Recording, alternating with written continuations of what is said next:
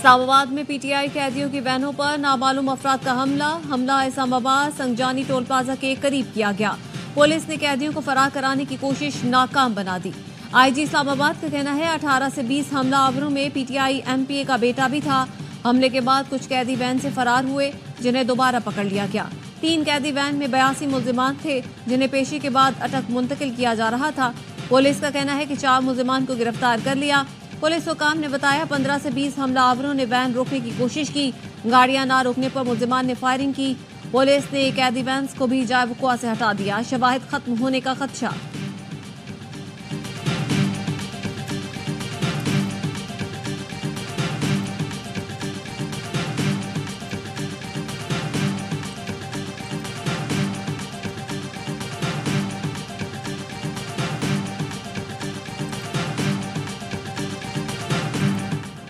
तहरीके इंतशार के कारकुनान ने कैदी वैन्स पर हमला किया। मुल्जिमान को अटक जेल ले जाया जा रहा था।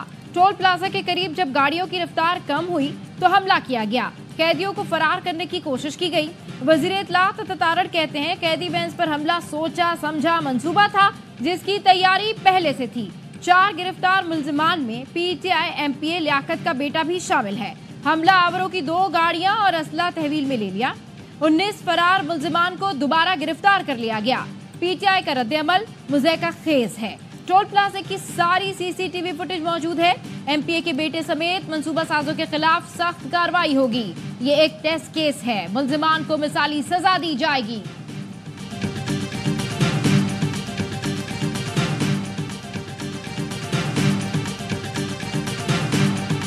रोल का एसएचओ है, इसने अपने हाथ से शीशे तोड़े और एक ड्रामा रचा कर कि जी कोई हमला हो गया है, फिर ताले खोल के उन सबको 3 प्रिजनर वैन से नीचे उतार के खड़ा कर दिया कि जी वो फरार हो रहे हैं। मैं आपको वार्निंग दे रहा हूँ इस बात पर, किसी को कुछ भी हुआ, एसएचओ तरनोल तुम जिम्मेदार होगे। हमारे ऊपर जो भी डीपीओ है वो जिम्मेदार होगा, उसके ऊपर डीआईजी और फिर आईजी और फिर इंटीरियर मिनिस्टर, तुम सब जिम्मेदार होगे इसके।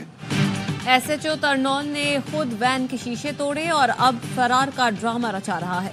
वजीर आला अली अमीन गंडापुर का रद्द-ए-अमल, बोले किसी को कुछ हुआ तो जिम्मेदार वजीर दाखिला, आईजी, डीपीओ और एसएचओ तरनौल होगा। संजानी के केस में हमारे तमाम गिरफ्तार अफराद की जमानत हो चुकी। वार्निंग दे रहा हूँ, गिरफ्तार अफराद को खैरियत से पहुंचाएं। शेख वकास अकरम ने इल्जाम लगाया कैदी वैन पर हमला पुलिस ने खुद कराया। एसएचओ शबीर तनौली ने वैन का शीशा तोड़ा। हमारे रहनुमाओं और कारकुनान को कहा गया यहाँ से फरार हो जाओ। हमारे कारकुनान जिनमें एमएनए एमपीए हैं वो जाने को तैयार नहीं। हमारे वर्कर्स की जमानत हो गई थी, दूसरे मुकदमे में गिरफ्तारी डाली जा रही है।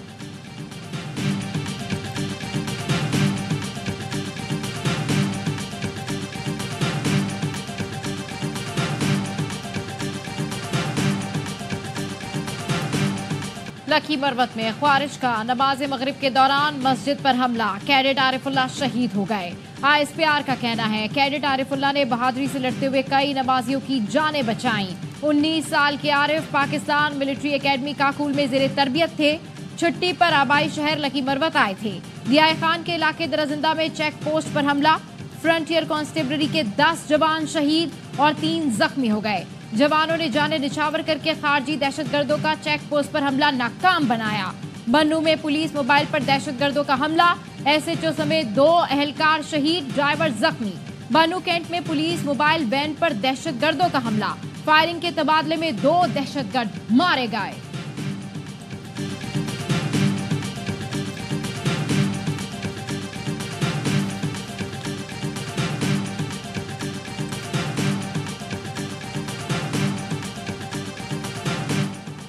सदर आसिफ अली जरदारी और वजीर आजम शहबाज शरीफ की दहशतगर्द हमलों की मुसम्मत, शहदा के अहल खाना से इजहार अफसोस। वजीर दाखिला मोहसिन नकवी ने कहा अमन के लिए शहदा की कुर्बानियों का कर्ज नहीं उतार सकते। वजीर आला केपी अली अमीन गंडापुर की भी दहशतगर्द हमलों में शहीद अहलकारों के अहल खाना से इजहार ताज़ियत।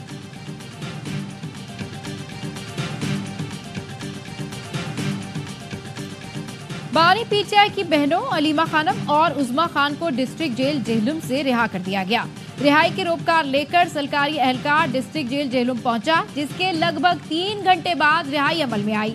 अलीमा खान का बेटा, बहन नौरीन न्याजी, वुकला पैनल और पीटीआई कारकुन जेल के बाहर मौजूद थे। डी चौक एहतजाज केस में बानी पीटीआई की बहनों की जमानतें मंजूर हुई थी। सेनेटर फैसल वाडा कहते हैं, कहा था बानी पीटीआई की बहनों की रिहाई के लिए कोशिश करूंगा। बिकाऊ पीटीआई लीडरशिप इनकी बहनों को एक बार भी पूछने जेल नहीं गई।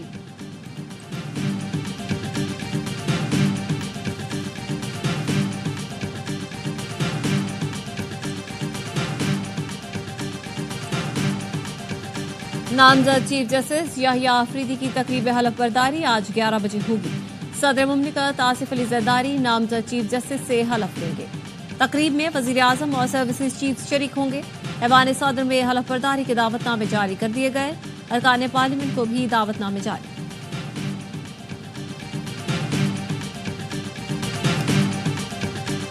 Let me assure all that with the blessings of Allah Almighty, for the citizens of Pakistan, rule of law shall rule. Principles of trichotomy of power shall prevail. Dignity of a judge and majesty of the court shall be strictly ensured. इख्तियारात की तकसीम और कानून की बालादस्ती यकीनी बनाना कौम के लिए जरूरी है। फौरी तौर पर दूरदराज की जिले अदलिया पर तवज्जो देना होगी। नामजद चीफ जस्टिस याहिया आफरीदी का चीफ जस्टिस काजी फाइज ईसा के एजाज में फुल कोर्ट रेफरेंस से खिताब। कहा, काजी फाइज ईसा को एक अच्छा इंसान पाया। आप इनसे आजिज़ी से मिले तो वो भी नरमी से पेश आएंगे, लेकिन आपने उन्हें उकसाया तो फिर खुदा ही आपको बचा सकता है। काजी फाइज ईसा को अलविदाई जोहराना जाती खर्च पर दिया। अटॉर्नी जनरल ने खिताब में कहा, चीफ जस्टिस काजी फाइज ईसा ने कानून में शफाफियत को यकीनी बनाया।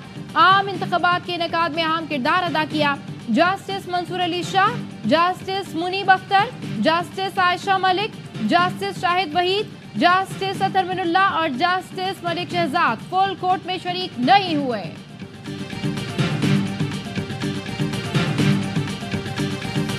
आप सबका शुक्रिया अदा करना चाहता हूं कि आप आए, और उन लोगों का भी शुक्रिया जो आज हम में मौजूद नहीं है। हम केस सुनते हैं, कागज़ पे कुछ फिक्रे लिखे होते हैं, अंदाज़ा लगाना होता है कहाँ सच है कहाँ झूठ है।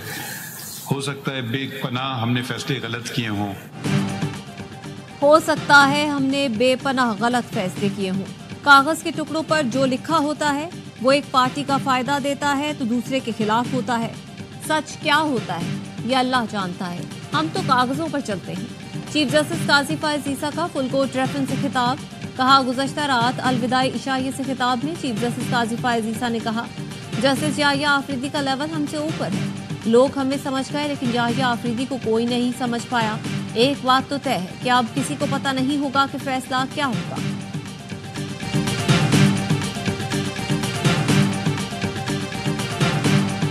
काजी फाइज ईसा साहब चले गए, लेकिन दुनिया इस बात को जरूर याद रखेगी कि उनका रोल क्या था। के आने के बाद हम ये तवक्को कर रहे थे कि वो सुप्रीम कोर्ट में डिवाइड खत्म करेगा। काजी फाइज ईसा साहब नहीं कर सके, अब उम्मीद करते नए आने वाला चीफ जस्टिस ही कर ले। दुनिया याद रखेगी काजी फाइज ईसा का किरदार क्या था। नए चीफ जस्टिस की जात पर हमें कोई एतराज नहीं।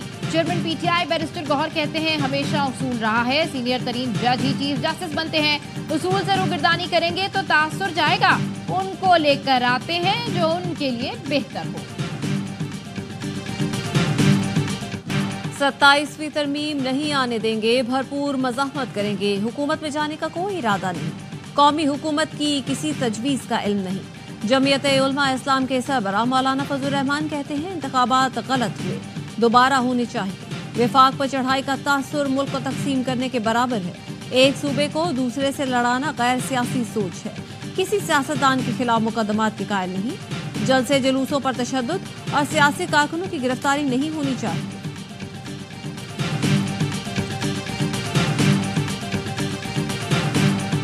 उनको अगर रिलीज किया है, बेल दिए तो जुडिशरी ने दी है। इसमें मुझे नहीं पता कि जुडिशरी कैसे इस डील और डील के दायरे में आएगी। मेरा नहीं ख्याल है कि ऐसी कोई बात। बुशरा बीबी और बानी पीटीआई की बहनों की रिहाई डील का नतीजा नहीं, जमानत मिली है तो अदालत ने दी है। वजीर आला सिंध मुराद अली शाह कहते हैं, जो कानून की पासदारी नहीं करता इसको भी तो सबक सीखना चाहिए। वजीर इत्तला सिंध शर्जील इनाम मेमन का कहना है, इसराइली लॉबिंग फर्म्स और हुकूमत पीटीआई की सपोर्ट जारी रखे हुए है। इसराइली जरीदों ने बानी पीटीआई के बारे में लिखा, मीडिया ने हिमायत की। मुख्तलिफ मुल्कों में बानी पीटीआई के हक में करारदादें लाई जा रही हैं। गोल्ड स्मिथ फैमिली बानी पीटीआई के लिए जो कर रही है सबको मालूम है।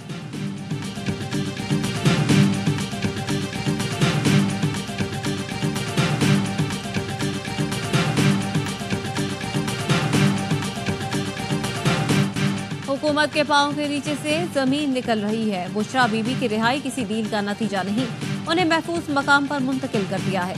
महबूब कायद भी जल्द हमारे दरमियान होंगे। कौमी असम्बली में अपोजिशन लीडर उमर अयूब की सरगोधा में गुफ्तगू। कायद नून लीग के बैरून मुल्क रवानगी पर कहा, नवाज शरीफ के प्लेटलेट्स गिर गए होंगे, इसलिए लंदन जा रहे हैं। के बाद बॉलिंग भी शानदार, पाकिस्तान की जीत की राह हमवार। पिंडी में पाकिस्तानी स्पिनर्स का जादू सर चढ़कर बोलने लगा। इंग्लैंड के टॉप 3 ने दूसरी इनिंग्स में भी हथियार डाल दिए। नुमान और साजिद ने इंग्लिश बैटर्स को बेबस कर दिया। 3 खिलाड़ी 24 रन पर आउट हो गए। कौमी टीम ने पहली इनिंग्स में 344 रन बनाए, 77 रन की बढ़तरी हासिल की। नायब कप्तान सऊद शकील ने टेस्ट करियर की चौथी सेंचुरी स्कोर की। साजिद ने 48 और नुमान ने 45 रन बनाए। दूसरे दिन के अख्तिताम पर पाकिस्तान की पोजीशन मुस्तहकम। 3.5 साल बाद होम ग्राउंड पर सीरीज जीतने की उम्मीद जाग गई। 3 टेस्ट मैचेस की सीरीज 1-1 से बराबर है। शाकीन मैच बराह रास्त देखने के लिए स्पोर्ट्स से जुड़े रहिए।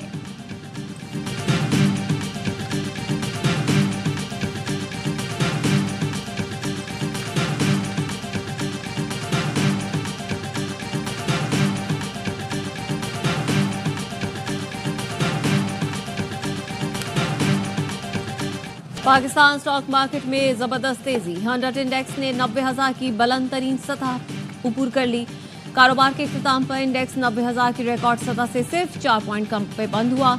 वजीर आजम की कौम को मुबारकबाद, कहा 14 साल बाद स्टॉक मार्केट में ऐसा इजाफा मुआशी टीम के अंत तक मेहनत का नतीजा है। आइंदा चंद रोज में मुआशी बेहतरी में मजीद खुशखबरियां मिलेंगी। पाकिस्तान को डिफॉल्ट के दहाने पर पहुंचाने वालों के ख्वाब चकनाचूर हो गए। अवाम से अहद किया था, मुल्क को मुजरिमाना गफलत की भेंट नहीं चढ़ने दूंगा।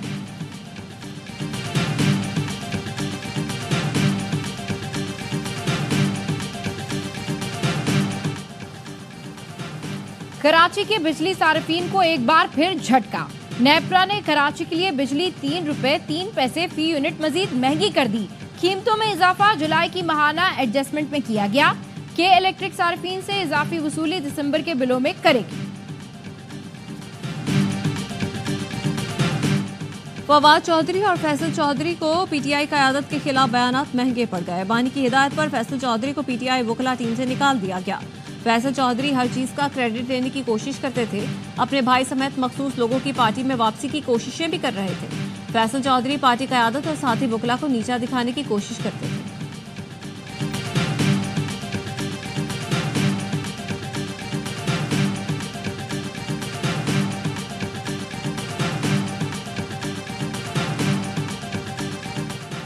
हुकूमत का supreme court practice and procedure act में तरमीम लाने का फैसला। तरमीमी बिल के जरिए सुप्रीम कोर्ट जजेस की तादाद में इजाफा करने की तजवीज दी जाएगी। हुकूमत की मंगल तक तरमीमी बिल मंजूर कराने की तैयारी। नून लीग रुकन प्राइवेट मेंबर डे पर तरमीमी बिल ऐवान में पेश करेंगे। ऐवान में पीपी, नून लीग और एमके अरकान को शिरकत यकीनी बनाने की हिदायत।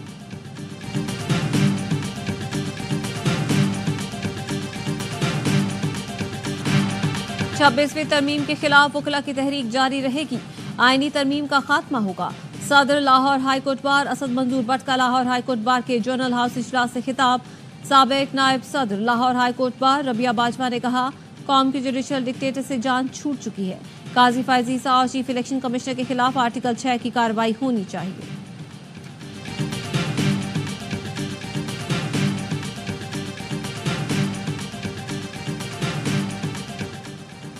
नाइक सैफ अली जंजुआ शहीद, निशान हैदर की 76वीं बरसी। अस्करी क़यादत का शहीद को खिराज अकीदत। नाइक सैफ अली जंजुआ शहीद ने 1948 में भारतीय हमलों के खिलाफ पीर कलेवा पहाड़ी का दिफा करते हुए दास्तान शुजाअत रकम की। कौम को अपने बहादुर सपूतों पर हमेशा फख्र है। हम इन बहादुर हीरोज को नहीं भूले जिन्होंने कौम के लिए अपनी जानें निछावर की। अस्करी क़यादत का पैगाम।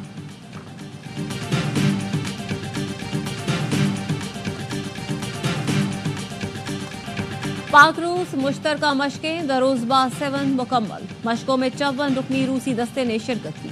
ISPR का कहना है कि मशकों में शरीक दस्तों ने मुख्तलिफ पेशावराना महारतों का मुजाहरा किया।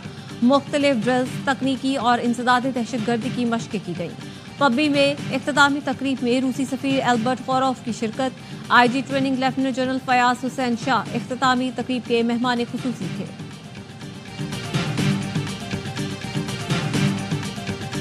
इमर्जिंग एशिया कप से दिफाई चैंपियन पाकिस्तान और रनर अप भारत की छुट्टी। अफगानिस्तान और श्रीलंका ए ने फाइनल के लिए क्वालिफाई कर लिया। पहले सेमीफाइनल में शाहीन्स को 7 विकेट से शिकस्त हुई।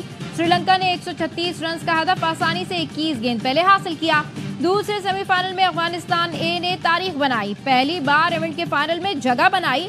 नॉकआउट मैच में फेवरेट भारत को 20 रन से पछाड़ा। इवेंट का फाइनल इतवार को श्रीलंका और अफगानिस्तान ए के दरमियान खेला जाएगा।